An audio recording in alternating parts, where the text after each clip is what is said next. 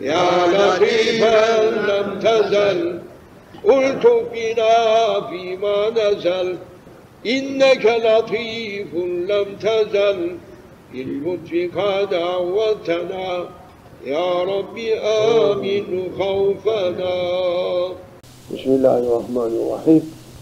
Efendimizin emri şerifi ceddidu imanakum ya abazer ceddidu sefine fe innel bahre amikun ve seferu ba'idun. Hazreti Resul salavatullahi ve selamu aleyhi hazretleri Ebu Zer-i Gıfari hazretlerine hitaben ki sahabeye hitap bütün onun sebebiyle bütün ümmete hitaptır. Ya Ebu Zer, ey Ebu Zer, sefineyi yani gemiyi yenile. Çünkü sefere çıkacaksın. Ve sefere çıkacağın yoldaki o deniz derin bir denizdir.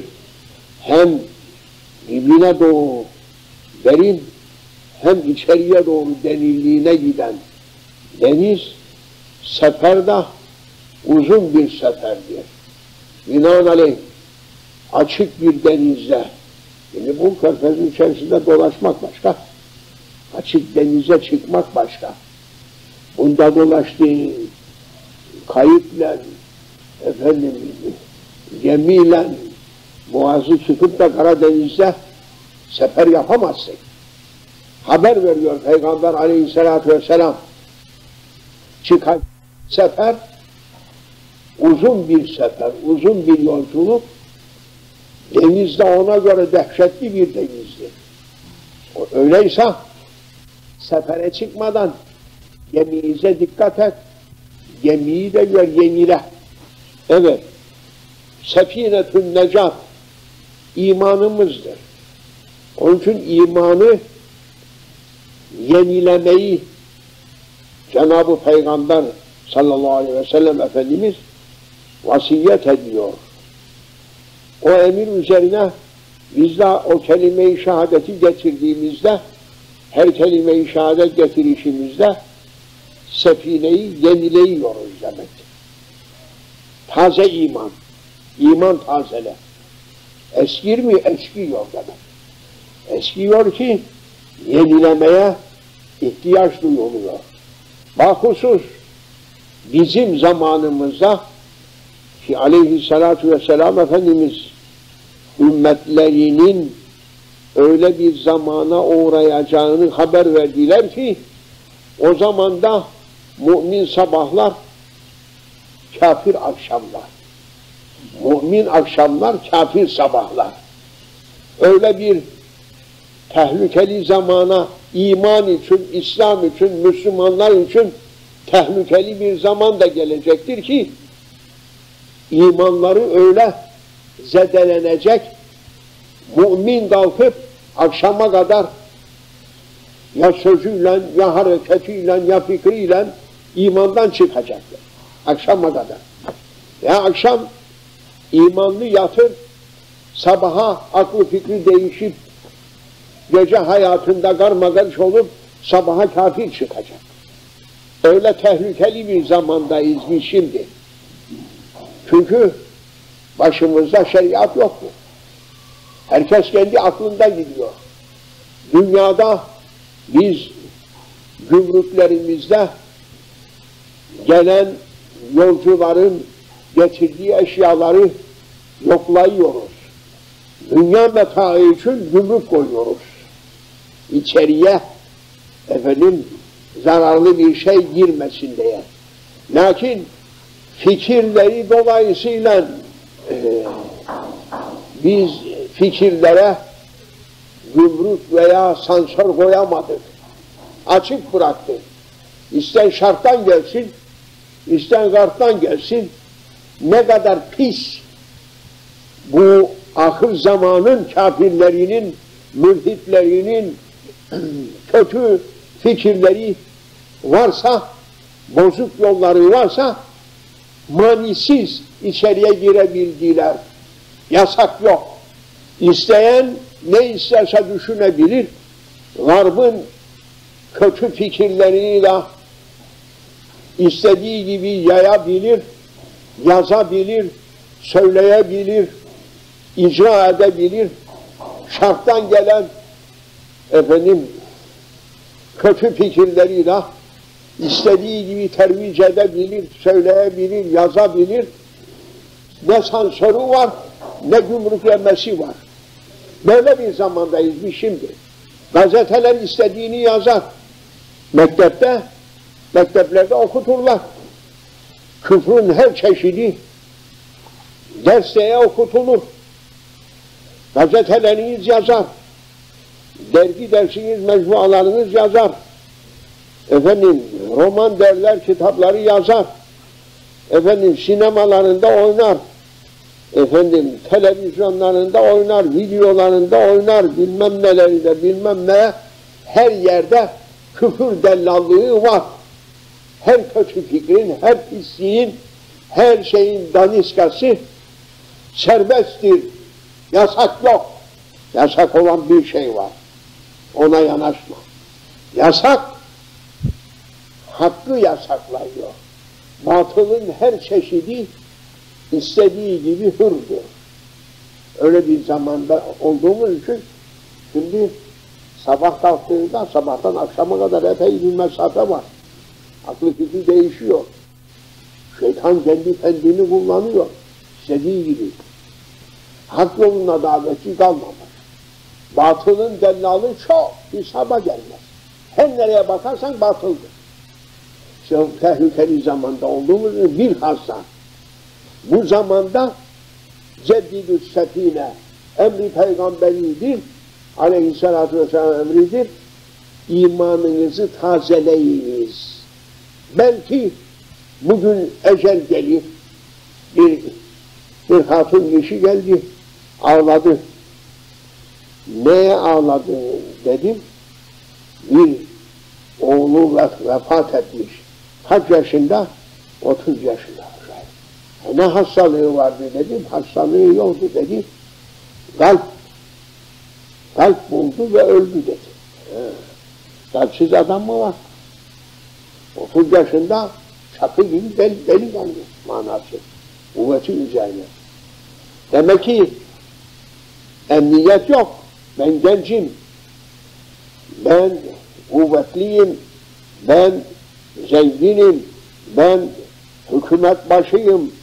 Ben beyim, ben paşayım diye baktığı yok. Ecel geldi mi herhangi bir zamanda, herhangi bir yaşta alıp götürür.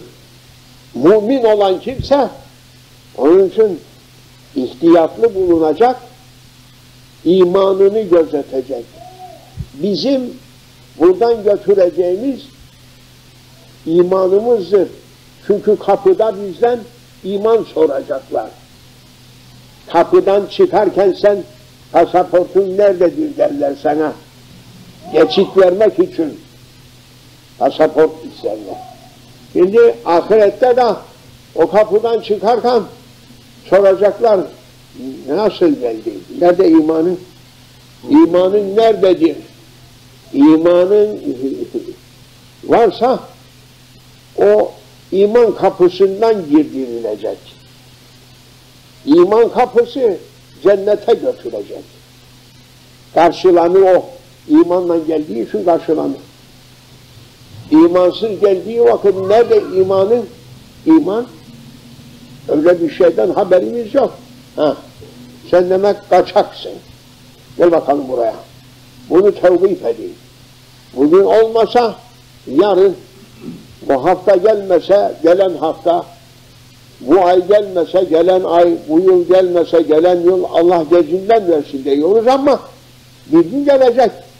70 yaşında ol, 80 yaşında ol, 100 yaşında ol, 1000 yaşında yaşasan, Nuh peygamberin ömrüyle yaşasan, yine emanet senden alınacaktır. Bu can sende emanettir. Ona göre hangi kapıdan çıkacağına dikkat et yalnız sen. Saadet kapısı da var, şekavet kapısı da var. Cennet kapısı da var, cehennem kapısı da var. Cennet kapısından çıkacak da var, cehennem kapısından çıkacak da var. Sen bilirsin. Biz bir şey demeyiz, bunu yap, şunu yap diye söylemem. Yalnız sana bildiriyorum, iki kapıdan birinden çıkacaksın. Ya cennet kapısından gireceksin o tarafa, bu dünyadan çıkıp, yahut cehennem kapısından. Beğendiğin kapıyı, ey mümin, ey inanan kimse, inanmayana ne yapalım? Lakin inanan kimselerin inanmayanlara bakıp da halleri onların da değişmiş. İnananlarımız da imanlarını takviye etmeye uğraşmıyorlar. İmanın hakikatına yetişmeye uğraşmıyorlar. Bulundukları hale razı oluyorlar. Diyorlar ki başkaları hiç yapmıyor ya, bizimki gene yetişir. Yok.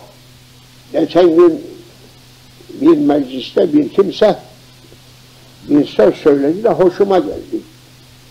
Mevlevilerin bir meclisinde bulunduk. O mecliste bir Mevlevi şeyhi sema dönenlere nazar etmiş. O semazen olan kimse o gece çok feyizli bir sema yaptık diyor. Zikir yaptık da zikrin sonunda orada bulunan o bir pir-i-fani bir zat demiş ki bu kadar kötü sema ben görmedim demiş. O kimse böyle üzüldüm diyor.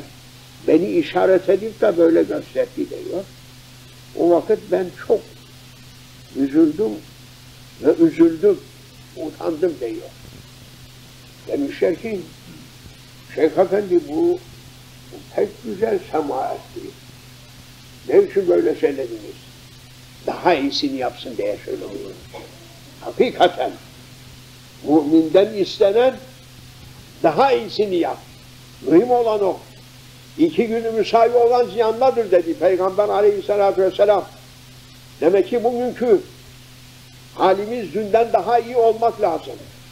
Yarın bugünkü halimizi daha iyi yapacağız. Boyuna daha ileri adım atıp daha ziyade Cenab-ı Hakk'a onun rızalığına yakınlık, daha iyi olmaya gayret edeceğiz. İşte kazancımız bu olacak. Daha iyi olabiliyorsan günden güne, ya dünkü halin yaramazdır. Biraz düzeltmek lazımdır. Yarın olduğu vakitte dünkü halimiz iyi değil, bugün daha iyisini yapayım diye bu böyle bir cahd içerisine girerse bu millet birden ayağa kalkar. Lakin bu kadarı da yetişir. Başkaları bu kadar da yapmıyor dediğim o cahildir. Çünkü peygamber emri gelen günümüz geçen günümüzden iyi olsun diye emir budur. Daha iyi olacaksın ey mümin. İyiysen daha iyisi var. Daha iyinin daha iyisi var. Aklında kalsın, kulağında kalsın, yetişir. Bu sözü ben de tutarsam bana da iyi, sen de tutarsan sana da iyi. Akşama kadar söyleyebiliriz Allah'ın izniyle oturduğumuz vakitte. Söylenecek sözcükler ama hulasası bu. Bugün daha iyi olacaksın dününden. Yarın bugünden daha iyi olmaya çalışacaksın. Dininde, dünyanda zararı yok. Kafire bırakma. Kafire meydan verme. Sen iyi ol. Kuvveti elinde tut. Kafirin eline bırakma. Mülhidin eline bırakma. İnsiz imansızın elinde kuvvet bırakma. Kuvveti sen al, daha iyi ol. Ki İslam ayakta dursun. Ya Rabbi, Allahümme ahfazna bil İslami kaimen ve ahfazna bil İslami kaiden ve ahfazna bil İslami rafiden ve la tüşmit bina aduve ve la hasida. Rabbena amennâ bima anzelte ve tebe'an rasûle fektubna ma'a şahidin.